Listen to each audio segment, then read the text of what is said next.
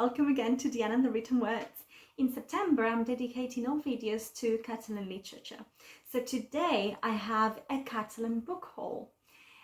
These are books that have been heavily recommended to me, books by authors that I have read and loved, and books that I have read in the past, but for which I have no copies. So there's a bit of everything. 3 of the books that I've purchased, I already talked about them in my last video, in my 5 books that I recommend from Catalan authors, books that I can actually categorize into particular genres. So go ahead and look at those.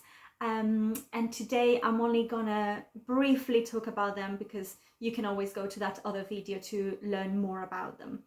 So we've got Mecanoscrit del segon origen by Manuel de Pedrolo, which was translated into English as Typescript of the second origin. For some reason this is very difficult for me to pronounce.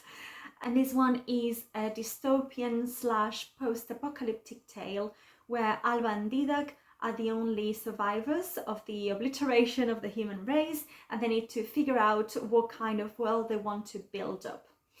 Then we have 1000 cretins, 1000 morons from Quim Monzó, which is a compilation of short stories. Quim Monzó is extremely funny, he's very whimsical, he's very nonsensical, and he tells us about the humour in everyday scenes.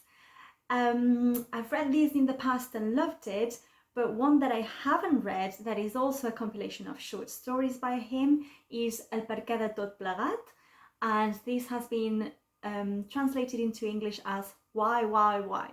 And I think in this one he uses more linguistic tricks. So I think I'm gonna love it because I have loved everything that I've read from him, but I haven't read it yet.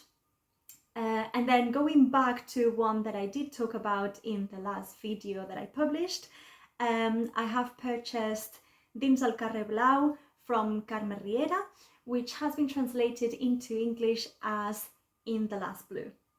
Yes, In the Last Blue. And this one talks about a Jewish community in the 17th century, not the 70th century, like I said in my last video.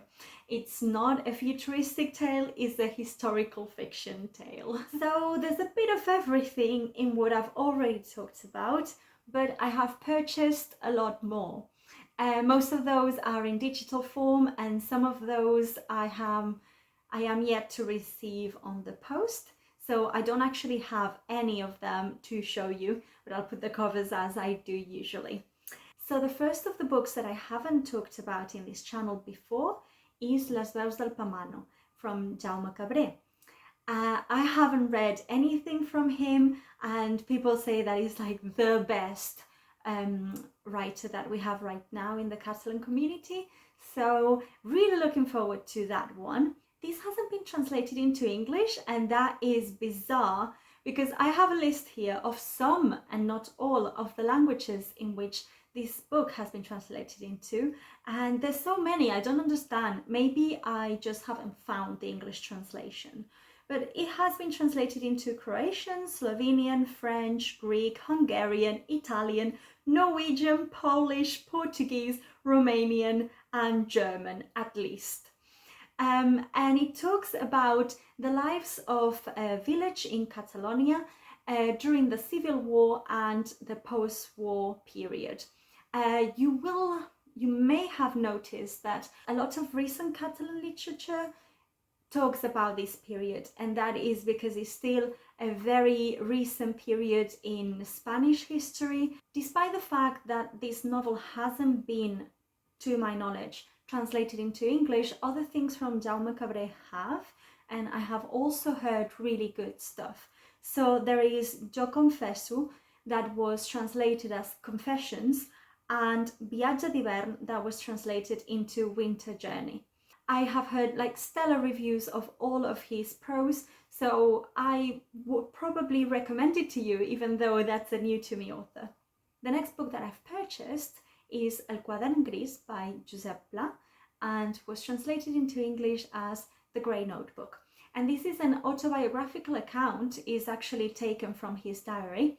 So it talks about his life in early 20th century Spain and his life in rural Catalonia and in Barcelona, where he meets lots of people from intellectual circles. So it's kind of that contrast between the two worlds, and yeah, what happens to him in there. It's a really well-known author, and yet one that, again, I haven't read.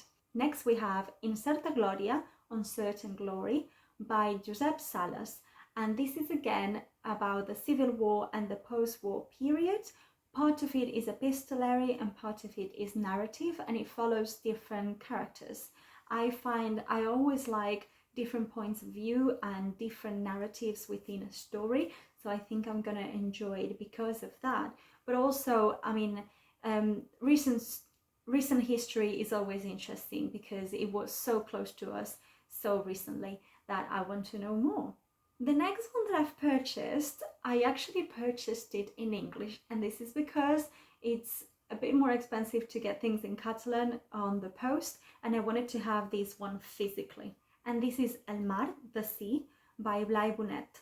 Blai Bonet is an author from Mallorca, and in this novel we follow 4 different points of view, 2 of them from teenagers, then a nun and a priest in a tuberculosis sanatorium in Mallorca.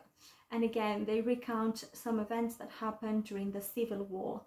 I think there's a fair amount of commentary of being a teenager and what that means, and also of course, what happened during the Civil War. The next one I've got is entitled El temps de las cireres, and is by Montserrat Roig. And this one, again, surprisingly, I haven't found an English translation for it, but it has been translated into German and into Chinese. So again, maybe I just haven't found it. Natalia, our protagonist, comes back to Barcelona after having been away in France and England for a long time, and she comes back at the very end of the dictatorship, so in the 70s, in the late 70s. And she comes back to a very different Barcelona, to a city that has been affected deeply by the Civil War and by the dictatorship, and to one that's become very decadent. So El temps de las cireres tells us about this paradise lost that Natalia gets into. Probably a hard read, but probably a good one as well.